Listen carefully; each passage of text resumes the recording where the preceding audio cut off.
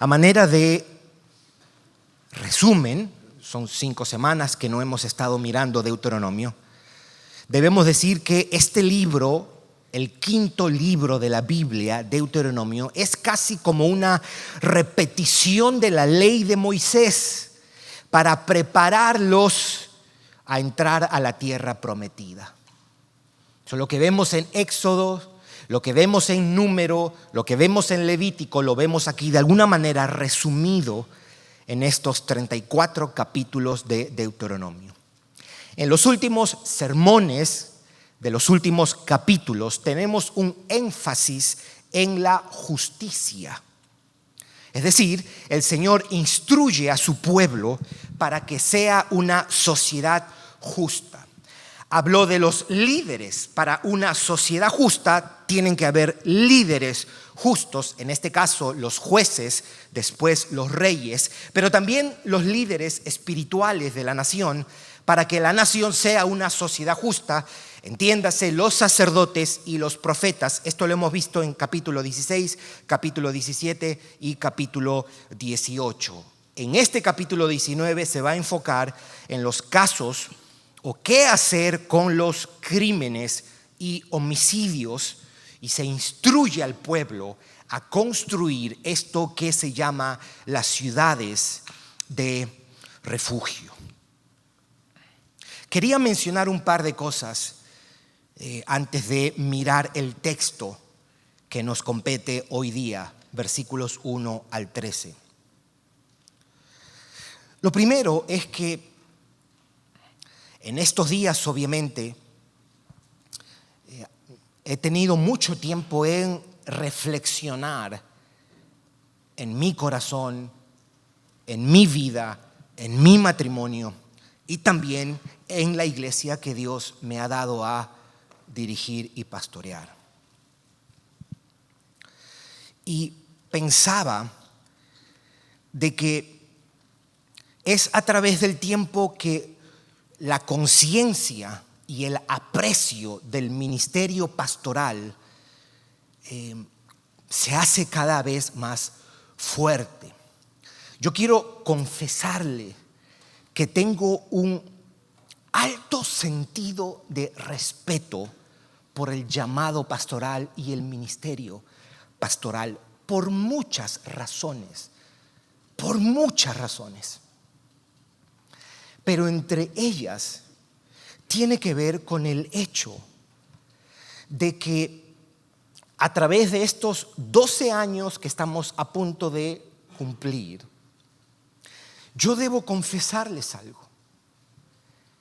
que aquí en medio nuestro hay hermanos que han sufrido circunstancias más difíciles de las que yo he sufrido. Es decir, yo pastoreo ovejas que han atravesado momentos que a mí no me han tocado vivir todavía. Y el hecho de que yo tenga que guiarle, orar por usted, pastorearle y venir a predicar, siendo consciente de eso, me llena de un profundo sentido de temor y reverencia. Ahora, debo decirle una cosa. La esperanza que yo necesito para una, digamos, angustia categoría 3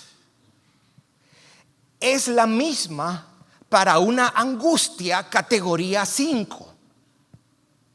Es decir, donde yo he encontrado ánimo, consuelo y esperanza en mis aflicciones, es en el mismo lugar y en la misma persona que usted con todas sus aflicciones va a encontrar ánimo, consuelo y esperanza. Dios no nos va a dar otra cosa. Dios nos va a decir, necesitas consuelo, mira a mi hijo. Mira a mi hijo. Y con profunda admiración pienso en muchas de las familias que han estado aquí por años. porque he tenido, por decirlo de una manera, un asiento en la primera fila de la vida de muchos de mis hermanos aquí. Y los he visto atravesar situaciones muy difíciles, mis hermanos. Muy difíciles. Algunos trágicos, algunos llenos de angustia. Y los he visto encontrar en Dios su fuerza y su esperanza. Y eso ha enriquecido mi vida. Eso ha enriquecido mi vida. Eso ha desafiado mi vida. Nosotros pudiéramos hacer una reunión de contar las situaciones que personas han atravesado en sus vidas como creyentes y nos ponemos a llorar. Usted se sorprendería de escuchar los testimonios y las situaciones tan difíciles que les ha tocado a muchas familias en medio nuestra. Y usted se va a sorprender cómo la gracia de Dios nos ha sostenido a todos, mis hermanos.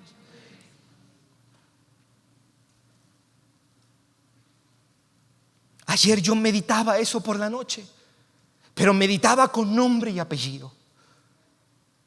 Y yo le decía: Señor, esta situación de esta familia yo no la he pasado, yo no la he vivido. En un sentido no los puedo entender, pero siguen perseverando. Y mi corazón se llenaba de gratitud. Y después pensaba en esta otra familia o esta otra persona, en este otro hermano, en esta otra hermana, y decía: Señor, ¿qué es esto? Y yo decía: definitivamente es tu iglesia, Señor. Es tu iglesia y tú sostienes a tu pueblo. Tú sostienes a los tuyos. Y a muchos de ustedes les ha pasado lo que le pasó a David. David, antes de ser rey, usted encuentra todo esto en Primera de Samuel. Si puedes usar una palabra para describir de qué se trató la vida de David en Primera de Samuel, es persecución. Él estaba constantemente huyendo de Saúl. Y si no era una cosa, era otra cosa y Saúl. ¿Y qué hacía David? Dice la Biblia que se metía a cuevas, se refugiaba en las cuevas. Pero ¿qué pasó después? Un día se dio cuenta que en esa cueva que él sentía seguridad, sentía protegido, sentía protección, ahí adentro de esa cueva, ¿quién estaba? Nada más y nada menos que Saúl. Y él se dio cuenta de que no había nada en esta tierra que lo pudiera proteger. Por eso es que si hay alguien que habla de Dios como un refugio en la Biblia, ese es David en los Salmos. Tú eres mi refugio. Tú eres mi refugio. Y muchas veces nosotros atravesamos el mismo proceso. Nos refugiamos en cosas temporales. Nos refugiamos en la familia. Nos refugiamos en el dinero. Nos refugiamos en la salud. Nos refugiamos en circunstancias ideales. Y nos damos cuenta que nada de eso es seguro. El único seguro se llama Jesucristo, mis hermanos. Y este pasaje, aunque nos habla de ciudades de refugio, es un poderoso testimonio del Dios que es un refugio para su pueblo. Lo que nosotros vamos a hacer, mis hermanos, es mirar este pasaje en tres partes. Después vamos a mirar cuál era el propósito de estas ciudades. Y al final hacemos unas palabras de aplicación. Vamos a mirar el texto. En los versículos 1 al 7 de Deuteronomio 19, nosotros tenemos la instrucción para construir ciudades de refugio y el uso de estas ciudades. En los versículos 8 al 10 se va a establecer la cantidad de ciudades que ellos debían construir. Y en el versículo 11 hasta el 14 nosotros tenemos una advertencia. Antes de mirar el texto, yo debería hacer una aclaración. Este pasaje de Deuteronomio 19 es una repetición de lo que nosotros tenemos en Números 35. En Números 35 se habla de las ciudades de refugio e incluso en Josué capítulo 20 también se va a mencionar esto de las ciudades de refugio. Y nosotros vamos a hacer referencia a esos pasajes para una comprensión más completa de la función de estas ciudades. Así que vamos al versículo 1 al 7 de nuestro texto. Dice la palabra del Señor: cuando Jehová tu Dios destruya a las naciones cuya tierra Jehová te da a ti, y tú las heredes y habites en sus ciudades y en sus casas, versículo 2, te apartarás 3 ciudades en medio de la tierra que Jehová tu Dios te da para que la poseas. Versículo 3, este detalle es importante en el versículo 3. Arreglarás los caminos y dividirás en 3 partes la tierra que Jehová tu Dios te dará en heredad, y será para que todo homicida huya allí. Versículo 4. Y este es el caso del homicida que huirá allí, y vivirá aquel que hiriere a su prójimo sin intención y sin haber tenido enemistad con él anteriormente. ¿Se entiende eso? Versículo 5. Como el que fuere con su prójimo al monte a cortar leña, y al dar su mano el golpe con el hacha para cortar algún leño, saltare el hierro del cabo y diere contra su prójimo y éste muriere, aquel huirá a una de estas ciudades y vivirá. Versículo 6.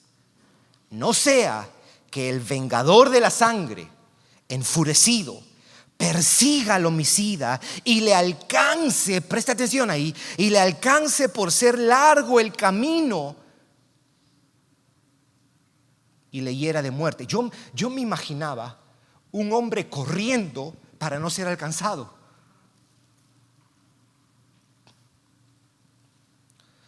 No debiendo ser condenado a muerte por cuanto no tenía enemistad con su prójimo anteriormente. Versículo 7. Por tanto yo te mando diciendo: separarás 3 ciudades. Estas ciudades, cuando ellos lleguen a la tierra prometida, las debían construir y servirán, como dice el texto, para proteger a los que cometieron asesinatos no premeditados. Aquí podían ir aquellos que causaban muerte pero involuntaria.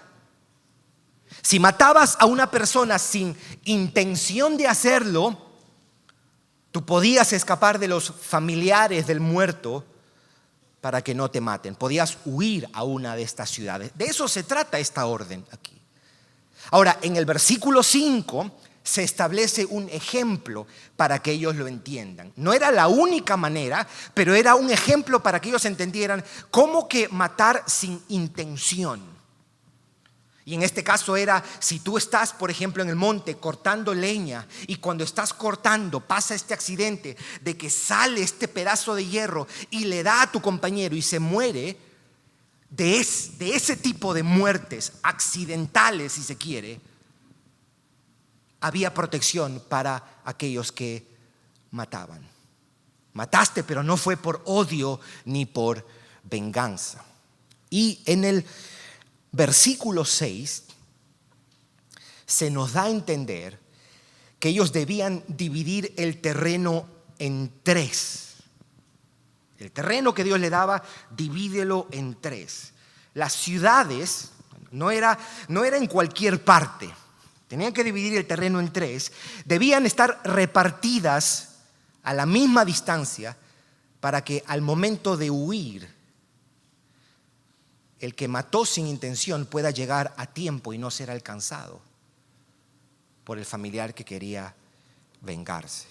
Eso es lo que tenemos en los versículos 1 al 7. La instrucción de construir estas ciudades de refugio y el uso que le podían dar. En los versículos 8 al 10 lo que vamos a encontrar es la cantidad de ciudades que ellos debían construir. Dice la palabra del Señor, versículo 8. Y si Jehová tu Dios ensanchare tu territorio, como lo juró a tus padres, y te diere toda la tierra que prometió dar a tus padres, siempre y cuando guardares todos estos mandamientos que yo te prescribo hoy para ponerlos por obra, para que ames a Jehová tu Dios y andes en sus caminos todos los días, entonces añadirás 3 ciudades más a estas 3, para que no sea derramada sangre inocente en medio de la tierra que Jehová tu Dios te da por heredad, y no seas culpado de derramamiento de sangre. Lo que él les dice aquí, que en el momento que ellos recibirían más tierra, porque ellos entran por el lado este del Jordán, ahora cruzan, entran. Cuando ellos llegaban y Dios les daba las tierras, ellos debían construir 3 ciudades más. Según Números 35, el total de ciudades eran 6. 3 a un lado del Jordán y 3 al otro lado del Jordán. Ahí los que habían matado podían correr y refugiarse para no ser castigados. Ahora, el versículo 10 pareciera una redundancia, porque se les dice qué es lo que él quiere evitar. Y él dice en el versículo 10, note cómo lo dice: para que no sea derramada sangre inocente, eso es uno, en medio de la tierra que Jehová tu Dios te da por heredad, y no seas culpado de derramamiento de sangre. Es decir, Dios quiere evitar derramar sangre inocente y evitar que no seas culpado de derramar sangre inocente. Hay 2 males que Dios quiere evitarle a su pueblo a través de estas ciudades. Aquí tenemos 8 al 10. La cantidad de ciudades eran 6 ciudades que Israel debía tener para los refugiados. Y versículos 11 al 14 tenemos una advertencia. Hay una expresión que dice: hecha la ley, hecha la trampa. Y Dios conoce a su pueblo. Dios conoce el corazón humano. Mire lo que les advierte. Versículo 11 hasta el 13. Pero si hubiere alguno que aborreciere a su hermano y lo acechare y se levantare contra él y lo hiriere de muerte y muriere, si huyere a alguna de estas ciudades, usted está entendiendo lo que está diciendo ahí, ¿verdad? Entonces los ancianos de su ciudad enviarán y lo sacarán de allí y lo entregarán en mano del vengador de la sangre para que muera.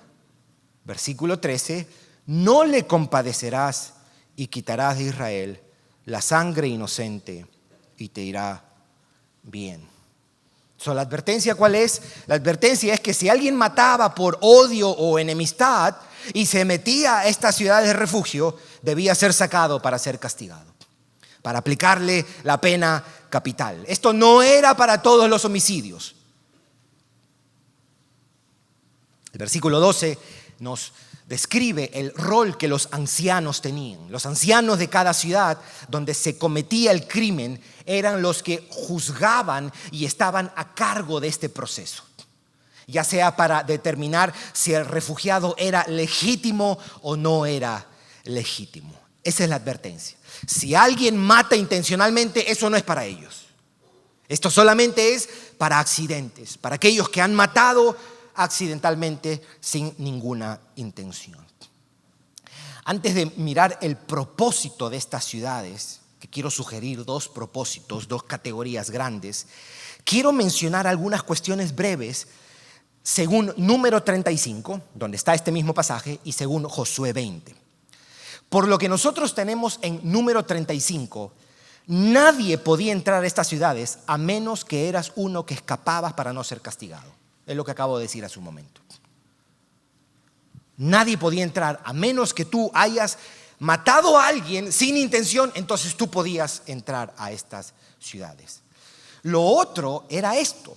Si usted lee Números 35, usted se va a dar cuenta que si el refugiado salía de la ciudad de refugio y el familiar venía y lo mataba, el vengador no era culpado de crimen. Solo habrá protección, dice ese pasaje, para un refugiado mientras permanezca dentro de la ciudad de refugio. Muy en serio se tomaba esto. También, según Deuteronomio 35, había un proceso donde se presentaban pruebas delante de la congregación y los ancianos dirigían ese proceso. Luego se determinaba si el acusado podía quedarse en la ciudad de refugio o debía ser juzgado y castigado.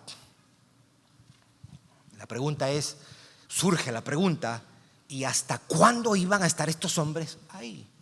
Bueno, lo que nos dice Números 35 y lo que nos dice Josué 20, ellos debían quedarse ahí hasta que el sumo sacerdote de turno muriera. Si el sumo sacerdote no moría, ellos todavía debían quedarse en la ciudad de refugio. En el momento que moría, ellos ya podían volver a sus ciudades.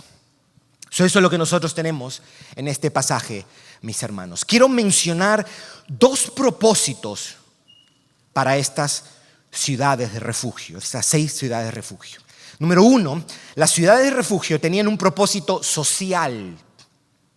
Y número 2, las ciudades de refugio tenían un propósito supremo. Y yo voy a explicarlo los dos en un momento. Había un propósito social. Con estas ciudades se aseguraba que la justicia sea proporcional. Se evitaba un ciclo de venganza y violencia. El Señor nos conoce, mis hermanos. El Señor sabe que los familiares del que moría, movidos por la ira, movidos por el enojo, iban a ser llevados o tentados a vengarse.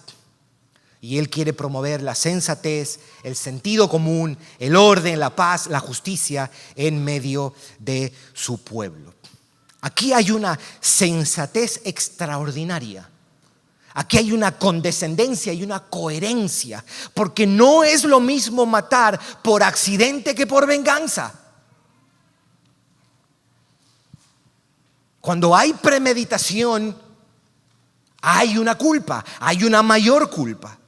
Y las ciudades de refugio eran esta provisión compasiva y sensata para evitar el caos y el derramamiento de sangre innecesaria. Lo que Dios buscaba es que la convivencia sea pacífica entre su pueblo, sea una convivencia digna en medio de Israel.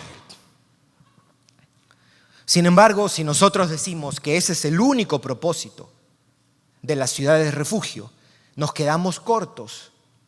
Nos quedamos cortos porque a la luz de todo lo que nosotros tenemos en la Biblia, debemos decir lo siguiente: las ciudades de refugio tenían un propósito supremo. ¿Cuál es ese propósito supremo? Y es que señalaba a Dios, al Dios de Israel, como el verdadero refugio de su pueblo. Todo esto tenía la intención de recordarles que en Dios estaba su protección. A Él podían correr en tiempos de angustia y necesidad para encontrar sosiego y descanso. A Él podían escapar para tener paz y seguridad. ¿Por qué yo digo esto? Porque los salmistas nos recordaban eso. El Salmo 61:3, escuche cómo lo dice: porque tú, Señor, has sido mi refugio y torre fuerte delante del enemigo. Israel miraba a Dios como su refugio verdadero. El Salmo 62, Gustavo lo leía hace un momentito. Note lo que dice el versículo 8: esperad en Él todo tiempo, oh pueblos, derramad delante de Él vuestro corazón. Dios es nuestro refugio. El Salmo 71:1 dice: en ti, oh Jehová, me he refugiado, no sea yo avergonzado jamás. Eso es lo más importante de estas ciudades de refugio, mis hermanos. Estas serán un testimonio y recordatorio de cómo Dios era el lugar más seguro para Israel. Él es un refugio que los protege del mal, del pecado y la muerte. Un refugio que los guarda de los enemigos y de los peligros. Yo creo que no haríamos bien si, considerando este pasaje, no haríamos preguntas tales como: ¿quién es tu refugio? ¿A quién corremos en la angustia? ¿Dónde nos amparamos? ¿Hacia dónde o hacia quién es tu impulso básico en la aflicción? ¿A quién huyes en tu día de dolor y debilidad? ¿Quién escucha tus primeros gemidos? ¿Es Dios o alguien más? ¿Quién mira tus primeras lágrimas?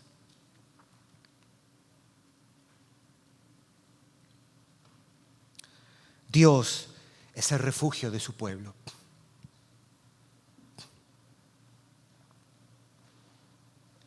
En última instancia, mis hermanos, ese refugio Dios lo ha hecho accesible a todos los hombres. No tenemos que ir a un lugar como el israelita. Al contrario, Él fue quien vino y se acercó a nosotros. ¿Para qué? Para ser protección y refugio. El refugio más definitivo, seguro y eterno. Él fue a la cruz para librarnos del peligro, del diablo, de la muerte, de la condena y del infierno. Dios en Cristo es nuestro refugio seguro, mis hermanos. ¿No decía Jesús? Mis ovejas oyen mi voz, yo les doy vida eterna y nadie las arrebata de mi mano. ¿No es glorioso saber eso, mis hermanos? ¿Por qué tú puedes estar seguro? Porque Jesús de Nazaret, en Juan 10, 27 al 29, dijo que nadie me va a arrebatar de su mano. Y como si eso no bastase, Él termina ese pasaje diciendo: y nadie las arrebata de las manos de mi Padre. Jesús, antes de ascender al cielo, le dijo a sus discípulos: he aquí, yo estoy con vosotros todos los días hasta el fin del mundo. El autor de Hebreos, en el capítulo 13, esa promesa que Dios le hace a Moisés y le dice: yo no te dejaré, no te desampararé. Después se la hace a Josué: no te dejaré, no te desampararé. Es la misma promesa que le hace al pueblo cristiano ahora en Jesucristo. Y Él nos dice: yo no te voy a dejar, yo no te voy a desamparar. Nuestras vidas, dice el libro de Colosenses, están escondidas con Cristo en Dios, mis hermanos. Es por eso que tú y yo podemos apropiarnos de las promesas de cuidado y protección del Antiguo Testamento. Por eso tú puedes decir y cantar: Dios es mi amparo, Dios es mi fortaleza. ¿Por qué tú puedes decir eso?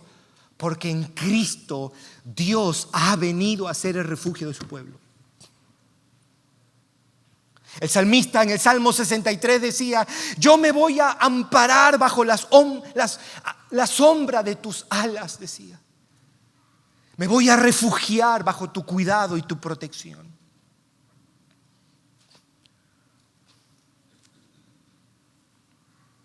En este tiempo, uno de los textos que mi esposa y yo queríamos leer mientras descansábamos, yo le dije a mi esposa: necesitamos ser renovados en nuestra visión de la gloria de Dios y nuestra experiencia de la gloria de Dios.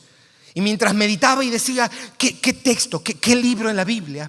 Y escogimos Isaías 40 en adelante. Isaías 40 en adelante.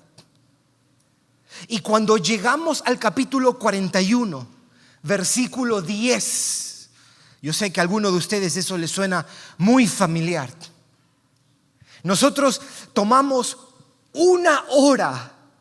Fue tan rico y delicioso meditar en ese pasaje donde el Señor le dice a su pueblo: no temas, porque yo estoy contigo. No desmayes, porque yo soy Jehová tu Dios, que te esfuerzo. Siempre te ayudaré, siempre te sustentaré con la diestra de mi justicia.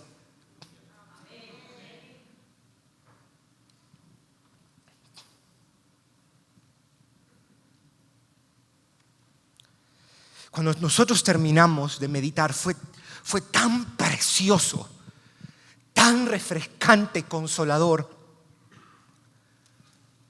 Mi esposa oró y ella hizo una oración tan sencilla, pero yo no la había escuchado nunca. Era la primera vez que yo escucho una clase de oración, esa manera de pedir. Y ella le dijo al Señor, estábamos orando y le dijo: Señor,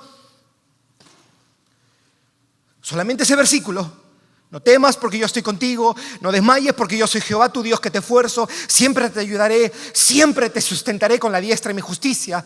Y la muñeca oraba y decía: Señor, te pido que esta verdad sea fuerte en nuestros corazones. Yo no había escuchado esa manera de orar. Y yo decía: sí, Señor, que esa verdad gigantesca, inmensa, trascendente, de que tú estás con nosotros, sea fuerte aquí, no aquí solamente, aquí. Que esa verdad de que tú eres nuestro refugio sea una realidad fuerte, dominante, un principio gobernante en nuestras almas. Amado hermano, en tu pecado tú tienes a Jesucristo. Corre a Él en tu pecado. Amigo que estás sin Cristo, tu única y suficiente esperanza para el perdón de tus pecados se llama Jesús de Nazaret.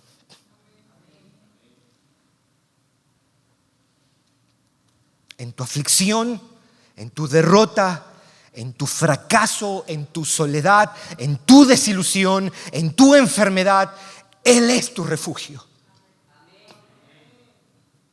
En tu prueba, en tu debilidad, no huyamos de Él, huyamos hacia Él. Escapemos, pero escapemos a Él. Escuchaba a una persona en su canal de YouTube comentar que cuando a un familiar suyo le dio un cáncer fuerte, y él comentaba y decía: yo me enojé con Dios. Y yo decía: pero qué ligeros somos nosotros los cristianos para hablar así. ¿Quiénes nos creemos nosotros para enojarnos con Dios? Y hay cristianos que quieren ser bíblicos y dicen: bueno, lo que pasa es que en la Biblia hay gente que se enojó con Dios. Habacuc se enojó con Dios, Job se enojó con Dios. Pero esa forma de argumentar es defectuosa, porque en la Biblia también dice que Abraham tenía varias mujeres. Que la Biblia describa algo no quiere decir que aprueba lo que está describiendo. Que la Biblia describa que hubieron hombres que se enojaron con Dios no quiere decir que está bien que tú y yo nos enojemos con Dios. Y si nos llega a pasar, Dios nos guarde, pero si nos llega a pasar, lo que tenemos que hacer es ir, correr a sus pies y pedirle perdón: Señor, ¿quién me creo yo para enojarme contigo? Si Él es nuestro único refugio, Él es el único que no nos va a dejar en la aflicción y en la soledad. ¿Cómo pelearnos con ese Dios?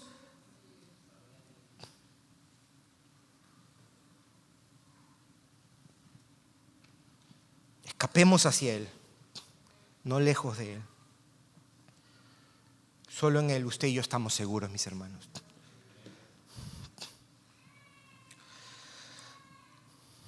¿Cómo nos refugiamos en el Señor?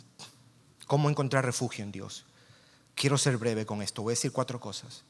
Número 1, te refugias en Dios a través de la oración. La oración. La oración. Corres a Él, huyes a Él, te refugias en Él cada vez que tú vienes a su palabra. No vayas a ninguna otra parte sin antes haber ido a su palabra. Sin oración estamos vulnerables y desprotegidos. Somos un blanco fácil y accesible al enemigo. 2, te refugias en Dios a través de su palabra. Primero a través de la oración. Tú tienes que llegar a un momento donde a lo primero que tú necesitas es meterte a tu cuarto, cerrar la puerta, tirarte de rodillas y decirle: Señor, ayúdame. Y después abrir su palabra. La oración y la palabra, la oración y la palabra. 3, te refugias en Dios cuando compartes tu vida con la iglesia. Cuando adoras, sirves y creces con el pueblo de Dios. Mis hermanos, la iglesia es un medio que Dios usa, su instrumento de edificación, de santificación y protección. Eres muy vulnerable sin tener un sentido de comunidad. No estoy diciendo solamente llegar los domingos a la iglesia. Estoy hablando de tener un sentido de comunidad. Gente que puede estar alrededor tuyo y levantarte. Y no dejar de venir los domingos a la iglesia. Yo estoy seguro porque me lo han dicho varios hermanos. Cuando nosotros venimos aquí y nos ponemos a cantar, cuántas cosas Dios ha hecho a través de los cantos. Cuando cantamos sus promesas, cuando celebramos a Cristo. El hermano Gustavo se esfuerza vamos a cantar y vamos a escoger canciones que sean bíblicas para que nosotros cantemos, pensemos, meditemos y seamos edificados en todo esto lo que estamos cantando. Llega a tiempo y canta con la iglesia. Un precioso instrumento para tu protección y tu cuidado. Y número 4, te refugias en Dios mirándolo y confiando en Él, considerándolo y recibiendo todo lo que Cristo es para nosotros, tomando en serio sus promesas, abrazando el evangelio que te salvó. Cristo, si hay algo que yo quiero que tú te lleves hoy día, es esta declaración: Cristo es nuestra ciudad segura. Cristo es nuestro refugio. Él es nuestra protección de todos los peligros. Cuando tú ores, líbrame del mal, no pienses que Dios te va a librar del mal físico o terrenal. A veces los cristianos quisiéramos que eso signifique: líbrame del mal, yo no quiero tener sufrimiento, no quiero tener accidentes, no quiero enfermarme, no quiero que me boten de mi trabajo, no quiero nada de eso. De eso no se trata. El peor mal que te puede suceder a ti es que en medio de eso tu corazón se llene de incredulidad y te apartes del Dios vivo. Ese es el peor mal que te puede pasar. Es que te pongas a renegar contra Dios, que te amargues contra Dios, que Dios nos guarde. Y tenemos que pedirle: Señor, te pido que guardes este corazón, para que aún en medio de la enfermedad, de la escasez, de la crisis en mi matrimonio, de las dificultades con mis hijos, yo pueda seguir amándote y confiando en ti, que tú sigues siendo bueno. Él es tu refugio, amado hermano.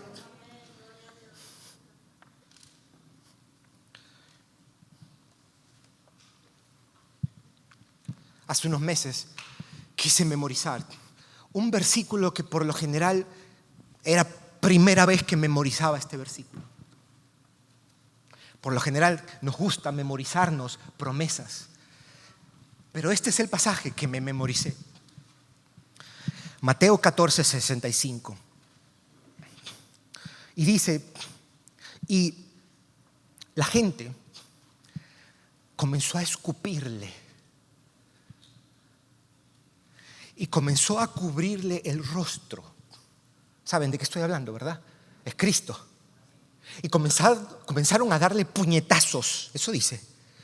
Y la gente comenzó a escupirle, a cubrirle el rostro, a darle puñetazos y a decirle: profetiza. Y los guardias le daban bofetadas.